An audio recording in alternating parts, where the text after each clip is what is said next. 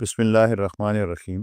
تصور کریں، آپ کی آنکھ کھلتی ہے اور آپ خود کو ایک گھنے پراسرار جنگل میں پاتی ہیں، مگر آپ نہیں جانتے کہ یہاں کیسے آئے، نہ ہی یہ معلوم ہے کہ واپسی کا راستہ کہاں ہے۔ پھر اچانک آپ کو اپنے قریب ایک کتاب ملتی ہے، اس کے صفحات پر نشانات درج ہیں، ایسے نشانات جو آپ کو سیدھا آپ کے اصل مقام تک پہنچا سکتے ہیں۔ اس مقام پر آپ کے پاس دو راستے ہیں، یا تو آپ ان نشانیوں پر غور کر کے سفر شروع کریں، ہر قدم کے ساتھ اپنے گھر کی طرف بڑھیں، یا پھر جنگل کے سحر میں کھو کر اسے ہی اپنا نیا ٹھکانہ بنا لیں۔ شاید آپ سوچیں گے کہ واپسی کا انتخاب سب کریں گے، مگر حقیقت اس کے بالکل برعکس ہے۔ ہم میں سے زیادہ تر لوگ اسی جنگل میں گم ہو چکے ہیں، ان نشانیوں کو نظر انداز کر چکے ہیں اور بھول بیٹھے ہیں کہ ہم کہاں سے آئے تھے اور ہمیں کہاں جانا ہے۔ ہم نے اس سیریز غور و فکر کا آغاز اسی جستجو میں کیا، تاکہ ہم جان سکیں کہ ہم ہیں کون، ہمارا اصل مقصد ہے کیا۔ قرآن شریف کو سمجھنے پر معلوم ہوا کہ انسان صرف جینے کے لیے نہیں، سیکھنے کے لیے پیدا ہوا ہے۔ اس کا مقصد غور و فکر کرنا ہے، اور سورہ بقرہ کی آیت 164 کے مطابق زمین و آسمان اور ان کے درمیان کی ہر چیز میں نشانیاں ہیں، مگر صرف قوم یعقلون کے لیے۔ لیکن ایسا کیوں؟ اگر عقل ہر انسان کے پاس ہے تو پھر مخصوص قوم یعقلون ہی کیوں؟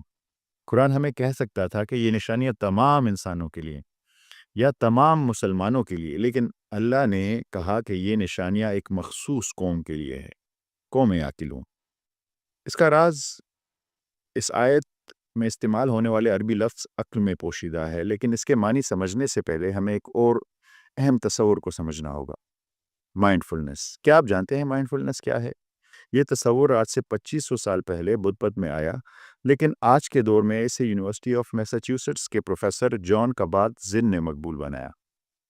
اس کا مطلب ہے موجودہ لمحے میں مکمل توجہ دینا، بغیر کسی ججمنٹ اور بائسنس کے۔ آسان الفاظ میں، جو کچھ ابھی ہو رہا ہے اسی پر دھیان دینا۔ آئیے اسے ایک آسان مثال سے سمجھتے ہیں۔ فرض کریں آپ کے ہاتھ میں ایک کپ چائے ہے۔ عام طور پر آپ چائے پیتے ہوئے موبائل دیکھ رہے ہوتے ہیں، ماضی یا مستقبل کے بارے میں سوچ رہے ہوتے ہیں، یا بس جلدی میں گھونٹ بھر رہے ہوتے ہیں۔ آپ اس لمحے کو مکمل طور پر محسوس نہیں کر رہے ہوتے، لیکن مائنڈ فلنس میں آپ صرف اسی لمحے میں موجود ہوتے ہیں۔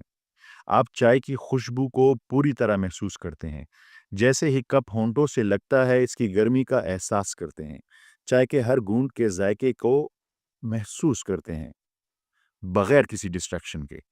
یہی مائنڈ فلنس ہے۔ مائنڈ فلنس ریسرچ اور غور و فکر کے لیے انتہائی اہم ہے، کیونکہ یہ فوکس، کریٹیکل انالیسز اور کریٹیوٹی کو بڑھاتی ہے۔ لیکن سوال یہ ہے، کیا میں اور آپ بھی مائنڈ فل ہیں؟ ہرگز نہیں۔ ہم گھر میں ہوتے ہیں مگر دماغ آفس میں، ہم آفس میں ہوتے ہیں مگر خیالات کہیں اور، ہم دوستوں کے ساتھ ہوتے ہیں مگر دماغ موبائل میں گم، ہم نماز میں ہوتے ہیں مگر دل کہیں اور بھٹک رہا ہوتا ہے۔ یعنی ہمارا جسم ایک جگہ اور دماغ کسی اور جگہ۔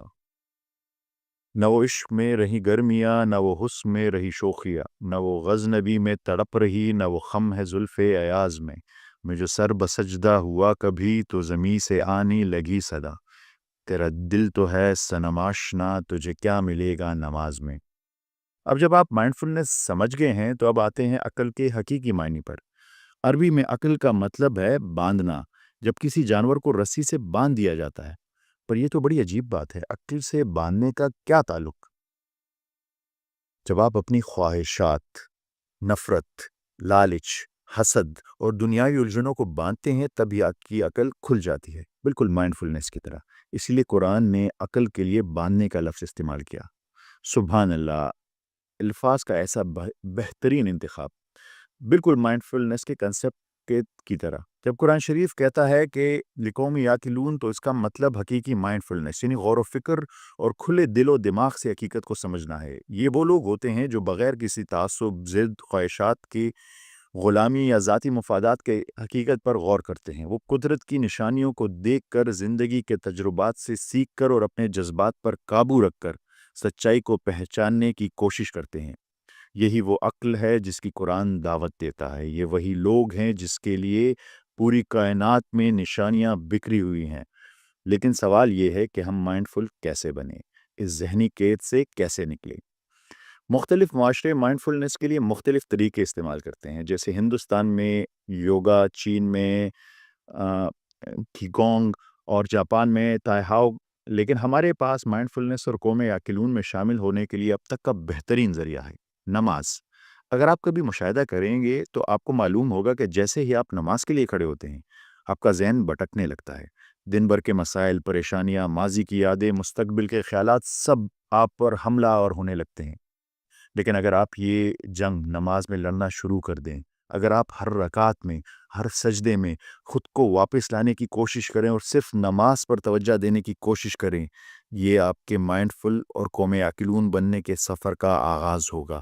یہ مشکل ہوگا، لیکن جس دن آپ یہ جنگ جیتیں گے، اس کی خوشی اور اس کی لذت کو بیان کرنا الفاظ سے باہر ہے۔ یہی وجہ ہے کہ قرآن شریف میں 700 سے زیادہ بار نماز کا ذکر آیا ہے، مگر کہیں نماز پڑھو نہیں کہا گیا، بلکہ نماز قائم کرو کہا گیا ہے، یعنی پوری توجہ کے ساتھ، بغیر کسی ذہنی خلل کے، کیونکہ نماز ایک عمل نہیں ہے، ایک مشق، ایک ایکسرسائز ہے۔ یہ ہمیں مائنڈ فل بناتی ہے، اور جب ہم ڈسٹریکشنز کو باندھتے ہیں اور مائنڈ فل ہو جاتے ہیں تو کائنات کی ہر چیز میں نشانیاں دکھائی دینے لگتی ہیں، نیلے آسمان میں، بہتے پانی میں، سرسبز درختوں میں، سورج کی روشنی میں، چائے کے ایک گھونٹ میں بھی۔ یہ ہماری سیریز غور و فکر کی 7ویں قسط تھی۔ آپ سے گزارش ہے کہ اس ذہنی قید سے نکلیں، خود کو جگائیں اور قوم یعقلون کی صف میں شامل ہو۔